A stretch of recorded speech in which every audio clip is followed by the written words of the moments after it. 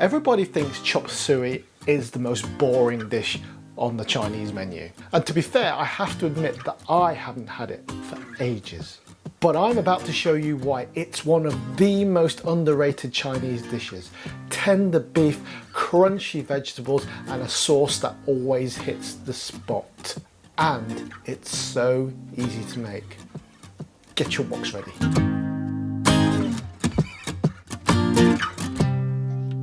So the first thing I'm going to do is prepare our beef. So I've got 8 ounces of lean beef steak here, which I'm going to thinly slice.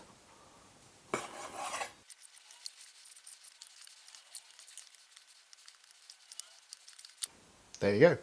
Now I'm going to velvet or tenderize the beef. To do this, I'm going to add half a teaspoon of bicarbonate of soda and a splash of water, about 2 tablespoons. I'm just going to massage that in. And because it's alkali, quite a strong alkali, it's going to tenderize the fibers in the meat. So I'm going to leave that for about half an hour, and by then it's going to be nice and tender. So our meat has been velveting or tenderizing for half an hour. You can do it for longer, but half an hour to an hour is probably about right. So I've also rinsed the meat under a cold tap to get rid of the excess bicarbonate of soda. I don't tend to want to do that because when you come to frying it, any excess moisture in the meat is going to make it harder to get the sear on the meat, that caramelization which we all want to make the beef taste really, really good. But to make sure that doesn't happen, what I'm now going to do is get some kitchen roll and dry out the meat as much as I can. Right guys, so now my meat is dry, which is a phrase I'd never thought I'd ever say. So I'm going to add my magic marinade. That's 1 tablespoon of light soy sauce, half a tablespoon of sesame oil, and half a teaspoon of sugar. This is going to just transform the beef into something really special. Stir it in. Leave the marinade in for at least half an hour. 2 hours seems to be the sweet spot, but you can leave it for longer if you want. Overnight's fine. So now I'm going to prepare our vegetables. I've got some carrots, some mushrooms, some tenderstem broccoli, some bamboo shoots, and of course, bean sprouts. The name chop suey comes from the Chinese, of course, and means bits and pieces or something like that. And the reason why it's called that is because it's literally a mishmash of ingredients that you might have lying around in your fridge. You can use whatever's in your fridge or whatever you fancy. Your dish, your rules. I think the only constant ingredient that needs to be in chop suey are bean sprouts. And that's because in my personal experience, every chop suey I've ever seen or had has had bean sprouts. It seems to be the most predominant ingredient. And in my mum's takeaway, it always used to have bamboo shoots and water chestnuts. So I've got my bamboo shoots. These are tinned. You can get fresh, and if you want to get fresh, go ahead. Water chestnuts I could not find for love nor money when I went out shopping for these ingredients, but you can normally find them in good Chinese supermarkets and occasionally in the big Western supermarkets. So the object of doing this stir fry is to make sure that it goes as quickly and as smoothly as possible. So what we're going to do is pre-make the sauce. So when it comes to the stir fry, this makes it so much easier. And the faster we can do it, the more we can ensure that the vegetables stay nice and crisp. So we're going to use about 4 tablespoons of water.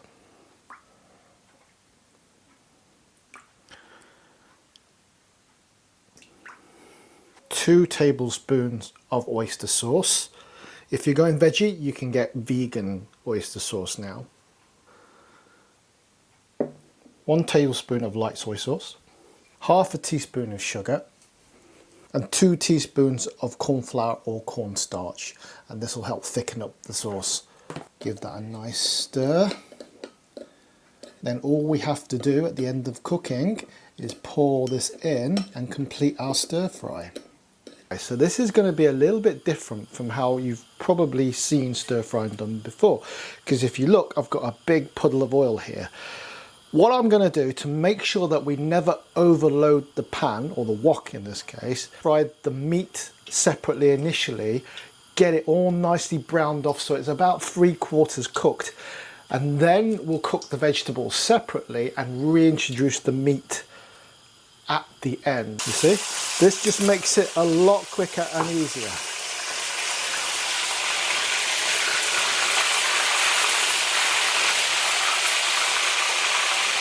Right, so I'm about there. So what I'm going to do is I'm going to fish everything out and drain off the oil into this little saucepan here. Now don't fear, that oil can still be used. It's not going to go to any waste.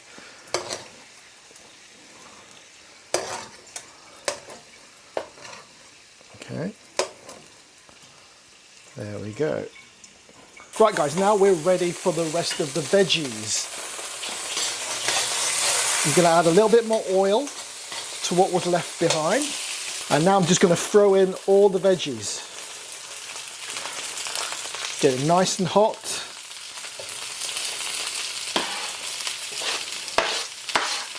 There we go.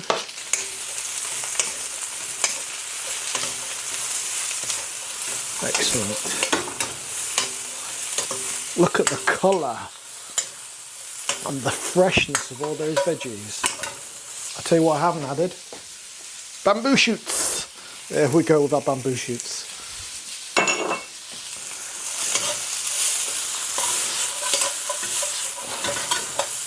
Okay, we're ready to introduce our beef, or reintroduce our beef. Toss that through. Look at that. It looks so good I can hardly believe it's healthy. And now I'm going to give my sauce a final stir to make sure it's all equally combined. And in we go.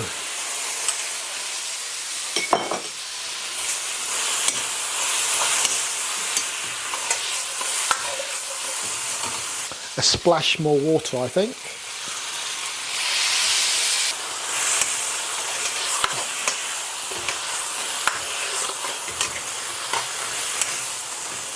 A pinch of salt and cracked black pepper.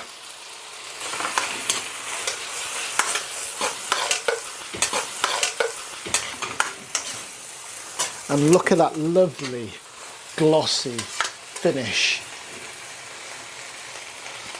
Beautiful. That's it, done. Moment of truth. It's hot. Whilst it cools down, please, if you like this video, please like and subscribe and comment, do all the good stuff. Anyway, let's try it. I don't know why we don't have it. I honestly don't know why we don't order it or we don't make it. We should do, because this is just gorgeous. The flavours from the oyster sauce are really nice. The subtle part that the marinade plays is really nice. It gives a depth of flavour to the dish. And that all just goes against this crunch of the veggies, the sweetness of the bean sprouts, the softness of the mushrooms, the lovely crunch of the just cooked carrots, and the tender stem broccoli. This is perfect. I don't know why I don't have this more. I really don't. I know I'm getting really excited here, but I don't know. When you see it on the menu, it just doesn't sound exciting. It's something that's one of those really old legacy dishes. But there's a reason why it's been on the menu since the year dot, because it's really good. And then when you balance out the sort of the healthiness of it all with the taste of it all, it's just possibly the perfect dish, actually. But we never order it. Anyway, you don't have to order it now because you can damn well make it. It's so easy. So tell me in the comments below, do you still think this is one of the more boring dishes? Would you go for something else? Or have I convinced you to at least go back to it? Well, I know what I'm going to be doing in the future. Thanks so much for watching. I'll see you in the next one. Take care, guys. Bye.